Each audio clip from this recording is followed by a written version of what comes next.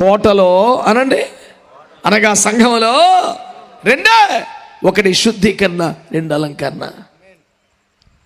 సంఘస్థులకు ప్రోత్సాహం ఉంటుందని మనం కోలాటం పెట్టానండి.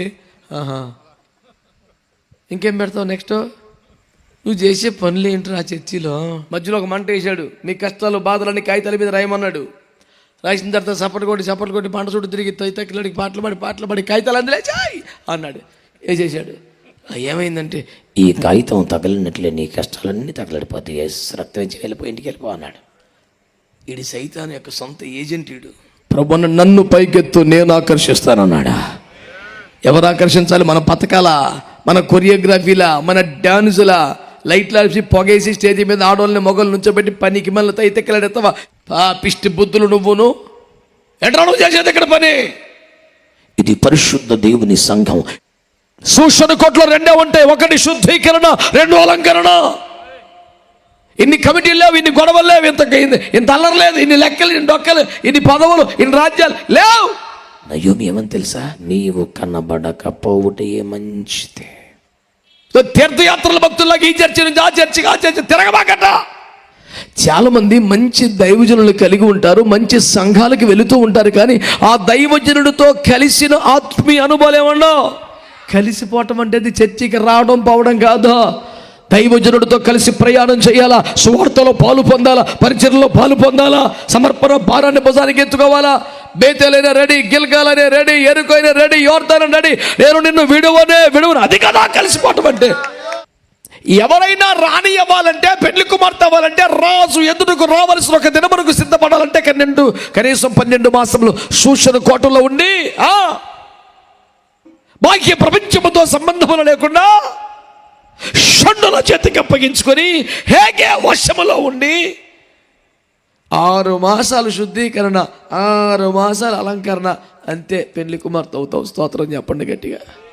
కోటలో అనండి అనగా సంఘములో రెండే, ఒకటి శుద్ధీకరణ, రెండు అలంకరణ. సంఘస్థులకు ప్రోత్సాహం ఉంటుందని మనం కోలాటం పెట్టానండి. ఇంకేం పెడతావు నెక్స్ట్? ఈ లేనిపోని పెద్దలాటకం ఎందుకురా నీకు? అంత్యాక్షరి పేరు మీద పెట్టేది ఎటో పోయింది అన్నాడు. మిగతాయన్ని నువ్వు చేసే పనులు ఏంటి ఆ చర్చిలో? మధ్యలో ఒక మంట వేసాడు, నీ కష్టాలు బాధలన్నీ కాగితాల మీద రాయమన్నాడు. రాసిన తర్వాత చప్పటి కొట్టి పంట చుట్టూ తిరిగి తైతకిలాడికి పాటలు పడి కాగితాలు అందులేచాయి అన్నాడు. వేసేసాడు. ఏమైందంటే, ఈ కాగితం తగలినట్లే నీ కష్టాలన్నీ తగలడిపోతాయి, రక్తం ఇచ్చి వెళ్ళిపోయి ఇంటికి వెళ్ళిపో అన్నాడు.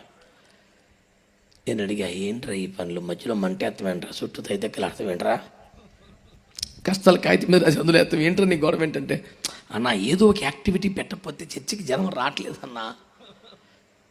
ఈడి సైతాన్ యొక్క సొంత ఏజెంట్. ఈడు పిష్టి పనులని. ప్రభున్న నన్ను పైకెత్తు నేను ఆకర్షిస్తానన్నాడా. ఎవరు ఆకర్షించాలి? మన పథకాల, మన కొరియోగ్రఫీలా, మన డాన్సులా, లైట్లు ఆపి పొగేసి స్టేజ్ మీద ఆడవాళ్ళని మొగలు నుంచోబెట్టి పనికి మళ్ళీ తైతెక్కలాడెత్తవా? శైతాన్కా బేటా, పిష్టి బుద్ధులు నువ్వును. ఎట్లా నువ్వు చేసేది ఇక్కడ పని? ఇది పరిశుద్ధ దేవుని సంఘం, ఇది పరిశుద్ధ దేవుని సేవ, ఇది పరిశుద్ధాత్మని సారథ్యం జరగాల్సింది. పరిశుద్ధ గ్రంథంలోని వ్యవహారం, పరిశుద్ధ రాజ్యమునిక ఆయేతపరిచే వ్యవహారం. ఈ పనికి మళ్ళీ ఎవరు నువ్వు చేసే పని? సూచన కోట్లో రెండే ఉంటాయి, ఒకటి శుద్ధీకరణ, రెండు అలంకరణ. ఇన్ని కమిటీలు లేవు, ఇన్ని గొడవలు లేవు, ఇంత అల్లరి లేదు, ఇన్ని లెక్కలు, ఇన్ని డొక్కలు, ఇన్ని పదవులు, ఇన్ని రాజ్యాలు లేవు. సంఘం అంటే రెండే, ఒకటి పరిశుద్ధపరచుకోవాలి, రెండు పెళ్లి కుమార్తెగా అలంకరింపబడుతుండాలి. ఇంకో 100 రకాల పనులే ఉండవు. ఇప్పటికి 4 ఏళ్ళ బట్టి చర్చకోతున్నాను, కమిటీలోకి తీసుకోలేదే అన్నాడు. అసలు ఏంటి కమిటీ ఏంట్రా? ఏదో కమిటీ అయ్యి అందరూ తీసుకో, నేను కొంచెం యాక్టివ్గా పనిచేస్తానంటే, నీ యాక్టివ్నెస్ ఉండాల్సింది శుద్ధీకరణకి. మురికి వదిలించుకో ఫస్ట్. రెండే, 100 రకాల యాక్టివిటీస్ ఉండకూడదండి. వాక్యం అంటుంది, నీకు బాహ్య ప్రపంచంతో సంబంధాలు తెగిపోయి సూచన కోటలోకి వచ్చి లోకం నుండి వేరేపోయి ప్రత్యేకించబడి సంఘముతోనే సహవాసము కలిగి హేగే వశమునికి అప్పగించుకొని షండుల పరిచయలో ఉండి వారి పర్యవేక్షణలో శుద్ధీకరించుకుంటూ అలంకరించుకుంటూ ఉంటే నువ్వు రాకడకు పిండి కుమార్తెలా సిద్ధపరచబడతావు. చేతులు దేశానికి స్తోత్రం చెప్పండి. హల్లెలూయా. పరిశుద్ధుడైన పరిశుద్ధాత్మ అనుభవం కలిగిన తన వైపు కాకుండా దేవుని వైపు త్రిప్పే ఒక దైవజనుడు ఉంటే నిన్ను రాకడకు సిద్ధపరుస్తాడని చెప్పుకున్నాం. రెండవ మాట, బాహ్య ప్రపంచంతో సంబంధం లేని లోక కార్యక్రమాలు ఏమీ లేని పరిశుద్ధపరచుట అలంకరించుట అనే కార్యక్రమాలు మాత్రమే కలిగిన ఒక మంచి సహవాసములో సంఘములో నాటబడితేనే, లోకానికి మరుగైతేనే, ఆ ప్రతిష్టలో నిలబడితేనే నువ్వు రాకడకు సిద్ధపరచబడతావని వాక్యం చెబుతుంది. చేతులెత్తి స్తోత్రం చెప్పొచ్చు కదా. హల్లెలూయా. రూతు బోయసు పొలమునకి వెళ్ళి అక్కడ గింజలు తెచ్చుకున్న తర్వాత మాట్లాడిన సందేశం గుర్తుందా మీకు? బిడ్డా, నువ్వు తిన్నది కాక నాకు పెట్టేవి ఎక్కడ తెచ్చుకున్నావురా అంటే, అమ్మా బోయసు పొలములో ఈ కనికరాన్ని పొందుకున్నాను అని చెబితే, నయోమి ఏమని తెలుసా? చాలా మంచిది బిడ్డ, అతని పనికత్తెలతో కూడానే పోవచ్చు, వేరొక చేనిలోని వారికి నీవు కనబడకపోవుటే మంచిదే. బైబిల్లో ఉన్న మాట కాదా? అది ఉపదేశం కాదా? వేరొక చేనులోని వారికి నువ్వు కనబడద్దు. తీర్థయాత్రల భక్తుల్లాగా ఈ చర్చి నుంచి ఆ చర్చి తిరగబాకట. స్థిరపడిపో, నాటుబడిపో. ఎవరిని పొనకమో కనికరం పొందుకున్నావో, పాదవి పొందుకున్నావు కాదు. కనికరం అంటే ఏమిటి? కుండలతో నీళ్లు తాగేదే. కనికరం అంటే ఏంటి? అదనపు పనిగా విడిచిపెట్టబడేదే. కనికరం అంటే ఏంటి? ఎవడు నీ మీద కన్నీయకుండా భద్రత ఏర్పాటు చేయబట్టం. పదవి ఇవ్వటం కాదు కనికరం అంటే. కమిటీలోకి తీసుకోవటం కాదు, డబ్బులు లెక్క పెట్టమని డ్యూటీ చేయటం కాదు. ఒక సరైన సంఘం, ఒక సరైన సహవాసం, వచ్చిపోయే వ్యవహారం సరిపోదు. ప్రభు వాక్యం నీతో మాట్లాడుతున్న వాక్యాలను అర్థం చేసుకో. దేవుడు తన వాక్యం ద్వారా నీతో మాట్లాడుతున్నాడు. ఏదో ఒక మాట, ఏదో ఒక విధానం, ఏదో ఒక పద్ధతి రాకడికి నువ్వు సిద్ధపడలేవు.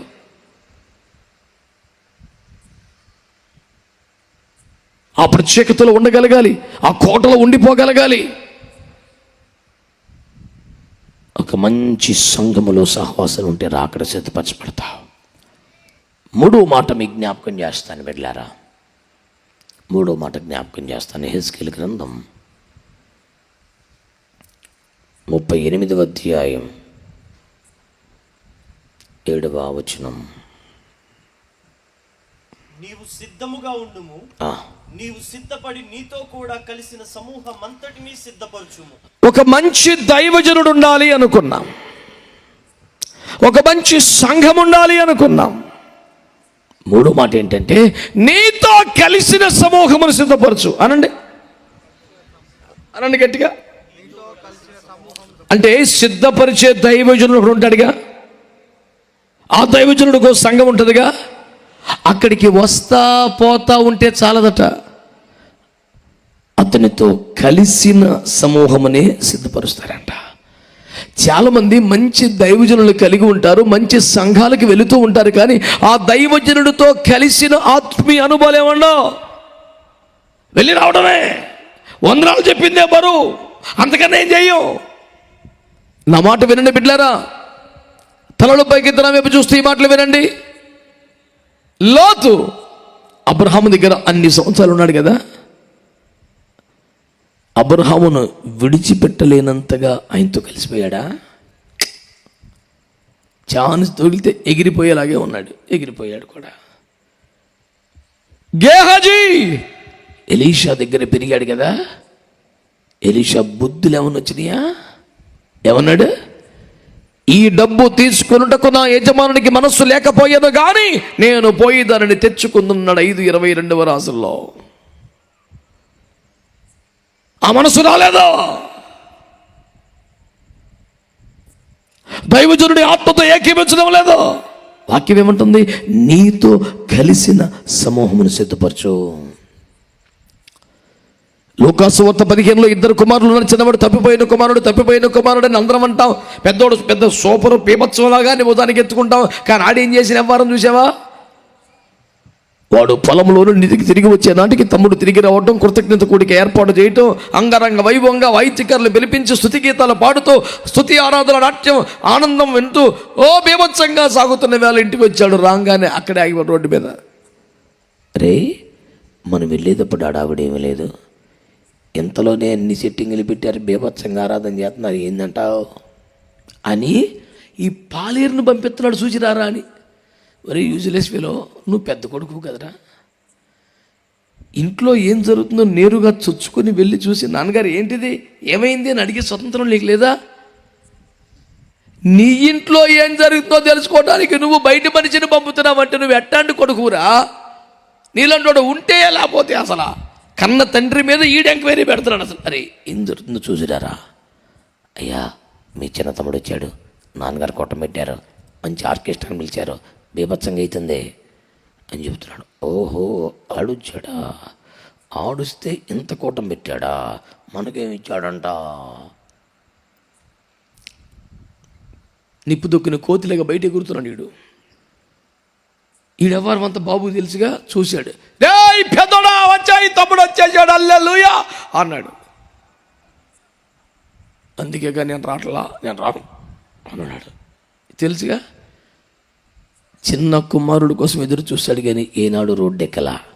కానీ పెద్దోడు కోసం రోడ్డెక్కాల్సి వచ్చింది. ఇప్పుడు పరుగు నెల్లి, అదేంట్రా తమ్ముడు వచ్చాడ్రా, ఎంత ఏడ్చాంరా. మరి అదే ఆ పోయినోడు కోసం ఏడ్చకూడదు, ఉన్నావు నేను చూసావు కనుక నువ్వు. ఇప్పుడు ఆడొస్తే ఈ నీ కుమారుడు ఈ నీ ఆస్తిని వేశ్యలతో పాడు చేస్తే ఆడికి మళ్ళీ కృతజ్ఞత కొట్టం పెడుతున్నావు అని పళ్ళు పట కొరుకుతున్నాడు. అదేంట్రా తమ్ముడు అంటలేదు, మన అంటలేదు, నీ కుమారుడు నీ ఆస్తి అంటున్నావు, నువ్వు ఎవడవరా అంటే మేము మరి పెద్ద కుమారులము కూతురు ఆ ఇంట్లో ఉన్నవారము, మరి మన ఆస్తి అన్నాలుగా, మన తమ్ముడు అన్నాలుగా. ఆడు సంఘానికి వస్తాడు కానీ సీనియర్ మెంబర్ కానీ కుదురుగానే ఉంటాడు కానీ తప్పిపోయినాడు కాదు కానీ బాబుతో కలవడాడు. ఆయన సంతోషంలో కలవడం, ఆయన దుఃఖంలో కలవడం, ఆయన ఏడితే ఏడవడం, ఆనందపడితే ఆనందం ఎందులో ఉన్నాడో సపరేట్గా దూరంలో చూస్తుంటాడు. ఆడి 100 ఎంక్వైరీలు పెడతాడు, దెప్పి పొడిపోయి మాట్లాడతాడు. ఇంతగా ఎవడాడు? క్రమశిక్షణ కలిగిన పెద్ద కొడుకు. నీలాంటి తోడు ఉంటాం కన్నా పిల్లలు ఎవరు పేనం ఆగికుందరా. ఊరందరూ ఏం చెప్తున్నారు? చిన్న కుమారుడు బయటికి వెళ్ళిపోయాడు, వేశ్యలతో పాడు చేశాడు, తండ్రికి అవమానం తెచ్చాడు. పెద్దవాడు చాలా మంచోడు, నీకు అదే తెలుసు. పెద్దోడు గురించి చాలా బాబునోడికి చెప్తాడు. ఆడింట్లో ఉంటాడని చెప్తే దుఃఖంలో పాలు పొందడు, సంతోషంలో పాలు పొందడు, దేనికి ఏకీపించడు. నేను అంటున్నాను, కలిసిపోవటం అంటే అదేనా? పెద్ద కొడుకు ఇంట్లో ఉంటాడు, కలవడు అసలు. కానీ ఎలీషాను చూడు, నాన్న దేవుడు నన్ను గిల్గాలుకు వెళ్ళమన్నాడురా, నువ్వు ఇక్కడ ఆగు, యెహోవా జీవముతోడు నీ జీవముతోడు నేను నిన్ను విడువను. సర్లేరా 10 అడుగులు వేసాడు. నాన్న దేవుడు నన్ను బేతేలికి వెళ్ళమన్నాడు రా, నువ్వు ఇక్కడ ఆగు, యెహోవా జీవముతోడు నీ జీవముతో నిన్ను విడువను. 10 అడుగులు వేసాడు. నాన్న దేవుడు నన్ను ఎరుకోకి వెళ్ళమన్నాడు రా, యెహోవా జీవంతో నిజం నిన్ను వదలా అన్నాడు. ఎట్టు కాదురా, ఈసారి నన్ను యోర్దానా నేను దాటలేను, అట్టయితే బాయ్ అనలా. యోర్దానేనా నిన్ను విడువని అన్నాడు. సర్లేరా, స్తోత్రం చెప్పండి. కలిసిపోవటం అంటే అది చర్చికి రావడం పోవడం కాదు. దైవజనుడితో కలిసి ప్రయాణం చేయాలా, సువార్తలో పాలు పొందాలా, పరిచర్లో పాలు పొందాలా, సమర్పణ భారాన్ని భుజానికి ఎత్తుకోవాలా.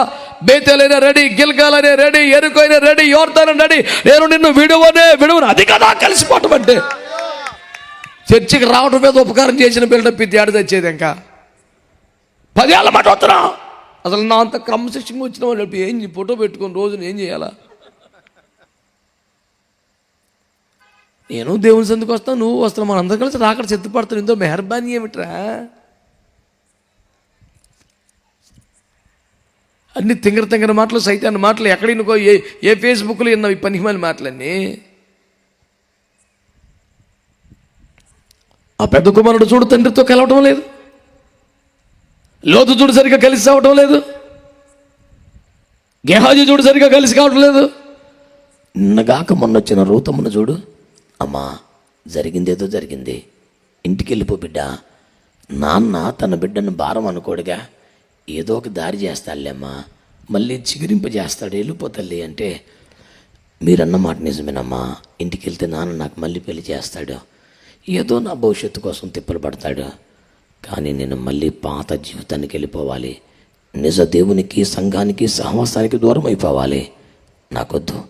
నీ దేవుడు ఎప్పుడైతే నా దేవుడు అయ్యాడో ఇక నా జనం ఎవరు లేరు. నీ జనమే నా జనం, నీ జనము నా జనమయ్యాక నీ నివాసమే నా నివాసం, నీ నివాసమే నా నివాసం అయ్యాక నీవు మృత్యుందుచుండుచు నేను మృతి చెందుతాను, కానీ ఇంకొక చోటకి నేను వెళ్ళను.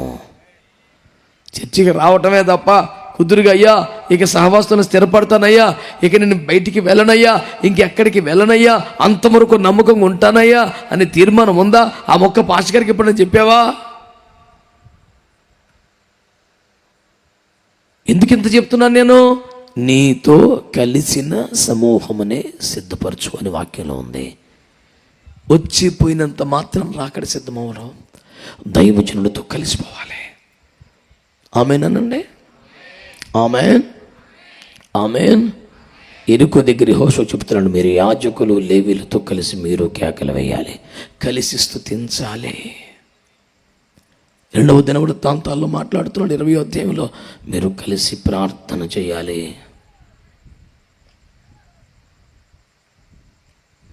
ఆమేన్. పౌలు అంటాడు ఫిలిప్పీ 1లో, సువార్త విశ్వాస పక్షముగా నాతో కలిసి పోరాడండి. మత్తయి సువార్త పనులు నాతో కలిసి సమకూర్చండి. మత్తయి సువార్త 25, 26, 41లో నాతో కలిసి ప్రార్థన చేయండి. ఈ వాక్యాలను నెట్టిపోయినాయి. దైవజనంతో కలిసి సువార్తలో పాలు పొందాలి, దైవజనంతో కలిసి పరిచయం చేయాలి, దైవజనంతో కలిసి ఆరాధన చేయాలి, దైవజనంతో కలిసి ప్రార్థన చేయాలి, దైవజనంతో కలిసి దేవుని కొరకైన పోరాటం చేయాలి. కలిసిన వారే రాకడకు సిద్ధపరచబడతారు. 3 మాటలు, ఆయన త్వరగా వచ్చుచున్నాడు, సిద్ధపడాలి. మనంతట మనమే సిద్ధపడిపోగలమా? లేదు. మనల్ని సిద్ధపరిచే ఒక దైవజనుడు ఎవరు? పరిశుద్ధ జీవితం కలిగి పరిశుద్ధాత్మతో నింపబడి తన వైపు కాక దేవుని వైపు తిప్పే ఒక సేవకుడు కావాలి.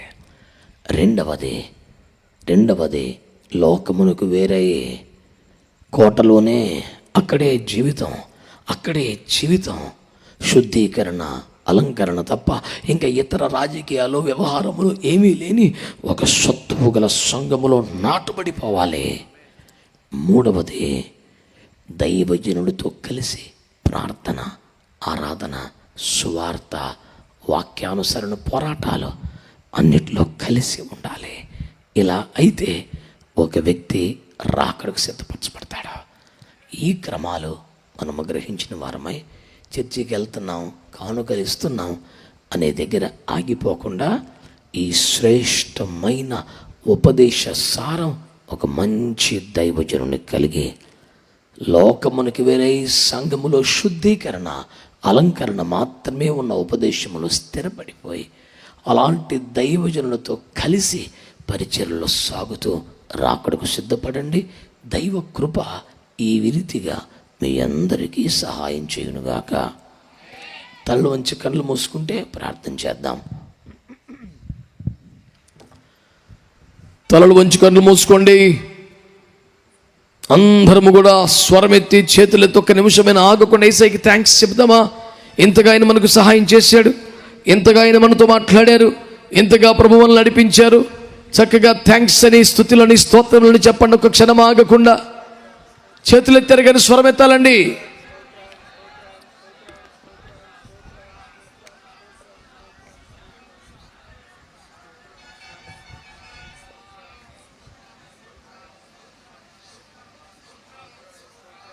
ఇంతమంది చేతులు ఎత్తారు కానీ స్వరాలు ఇవ్వండి. అమ్మా అయినారా చెప్పండి. ఈరోజు దేవుని వాక్యము నీతో నాతో సూటిగా మాట్లాడుచున్నది. ఎవరు సిద్ధపరచబడతారు రాకడికి? రాకడ కోరుకున్నంత మాత్రాన, రాకడ ఇష్టపడినంత మాత్రాన చాలు. నిన్ను సిద్ధపరిచే వాళ్ళు కావాలి. పరిశుద్ధ జీవితము కలిగి పరిశుద్ధాత్మత నింపబడి తన వైపు కాక దేవుని వైపు త్రిప్పుకునే ఒక దైవజనుడు కావాలి.